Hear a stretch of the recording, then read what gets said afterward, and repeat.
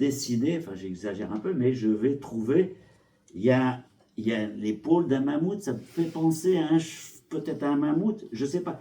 Et il gratte, mais comme il n'a pas de conducteur, ben, il va gratter, puis le mammouth va devenir un cheval, puis bon, c'est un peu bancal, c'est pas chacun, mais c'est ça l'art. Vous voyez, c'est pas de la reproduction d'un mammouth, c'est pas. On va laisser. Alors, je ne sais pas s'ils avaient des spectateurs, je pense, j'en doute, c'était.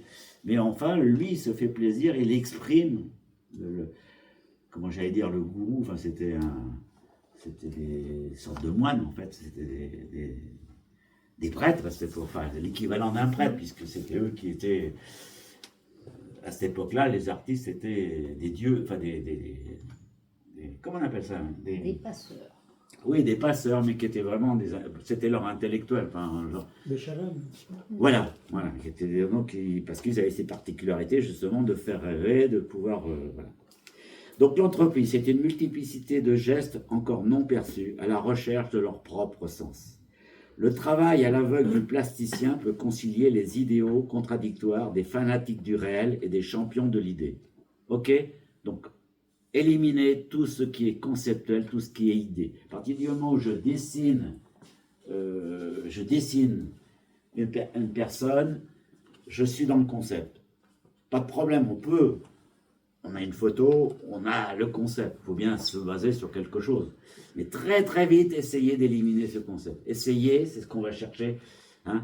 Pour cette toute cette dilution, c'est exprès. C'est pour pouvoir justement noyer ce concept qui est trop premier degré, qui est du domaine de l'intelligible, qui est du domaine de l'idée, de la pensée. Et une pensée, c'est quelque chose qui est, voilà, c'est un curé qui me dit c'est comme ça. Mais non, moi je n'ai rien à faire, je vais faire mon problème à moi, je vais voir. Alors je l'apprends et je vais attendre petit à petit dans ma vie de tous les jours, voir si j'accepte ou si j'accepte pas, si je trouve pas meilleure idée. Le travail de matière est recherche d'instauration de sens dans la forme ou recherche d'une forme donnant un sens nouveau.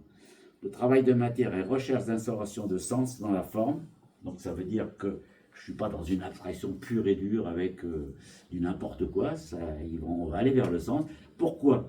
Et ça répond aussi à dire, mais pourquoi partir avec le modèle? Parce que nous partons dans l'humanisme, dans l'humanité, pardon, dans des gestes humains. Donc il faut que j'adresse à l'autre, j'adresse aux autres quelque chose qui soit un peu mystérieux. Il ne faut pas que ce soit du premier degré. Je ne raconte pas une histoire, je ne cherche pas à ce que tout le monde adopte mon idée, que tout le monde adhère à ma façon de voir.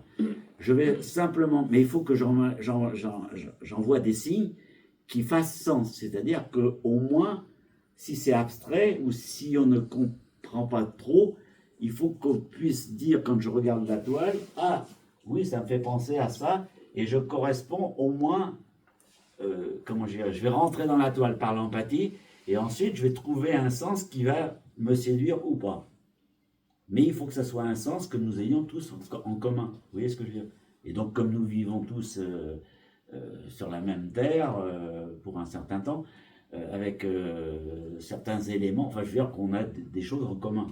Mais il ne faut pas que ce soit du premier degré, parce qu'on n'a pas de choses en commun dans nos goûts, dans notre culture, dans notre vie. Mais par contre, universel, un être humain est un être humain.